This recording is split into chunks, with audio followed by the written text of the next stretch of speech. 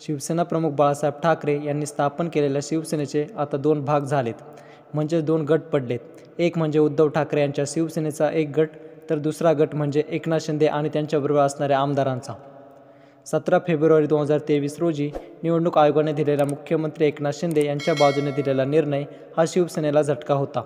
उद्धव ठाकरे यांची शिवसेना आणि मुख्यमंत्री एकनाथ शिंदे यांची शिवसेना अशा दोन शिवसेना आता राज्यात तयार झाल्या आहेत. या दोन्ही शिवसेना आता आगामी लोकसभा निवडणुकीत आमनेसामने येणार आहेत. उद्धव ठाकरे यांनी 17 तर एकनाथ शिंदे यांनी 8 लोकसभा उमेदवारांची यादी जाहीर केली. पण यातील फक्त 5 मतदारसंघांमध्ये शिवसेना विरुद्ध शिवसेना अशी लढत होणार आहे. त्यामध्ये उद्धव ठाकरे यांच्या शिवसेनेच्या उमेदवारांची एकनाथ शिंदेंच्या उमेदवारांशी कुठे लढत होणार आहे, तर चला पाहूया. त्यातील पहिला मतदारसंघ म्हणजे दक्षिण मध्य मुंबई. शिंदे गटाकडून विद्यमान खासदार राहुल शेवाळे यांना पुन्हा एकदा उमेदवारी देण्यात आली. राहुल शेवाळे यांच्या विरोधात ठाकरे गटाकडून अनिल देसाई हे रिंगणात आलेले आहेत. त्यामुळे या दोन्ही उमेदवारांना संसदीय कामकाजाचा दीर्घ असा अनुभव आहे. त्यामुळे ही लढत अतिशय तगडी होणार आहे. दुसरा मतदारसंघ म्हणजे शिर्डी लोकसभा मतदारसंघ.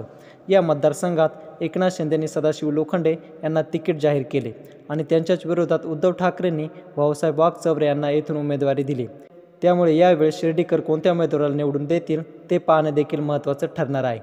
अतिशय महत्त्वाचा असणारा तिसरा मतदारसंघ म्हणजे मावळ लोकसभा मतदारसंघ. या मतदारसंघात उद्धव ठाकरेंनी संजोग वागिरे यांची उमेदवारी फिक्स केली. शिंदे गटाने म्हणजेच एकनाथ शिंदेंनी वागिरे यांच्या विरोधात श्रीरंग बारणे यांना उमेदवारी दिली. त्यामुळे या ठिकाणी काटेकी टक्कर पाहावयास मिळणार आहे.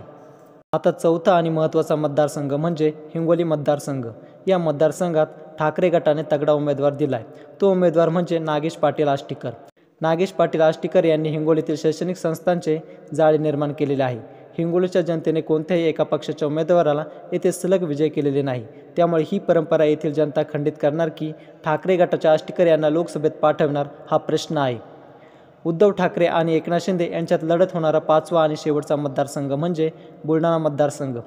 या मतदारसंघामध्ये शिंदे गटाचे उमेदवार प्रतापराव जाधव यांच्या विरोधात ठाकरे गटाकडून नरेंद्र खेडेकर यांची उमेदवारी निश्चित केली. ज्यावेळी शिवसेनेत 2 गट पडले त्याचवेळी प्रतापराव जाधव हे शिंदे यांच्या शिवसेनेत गेले.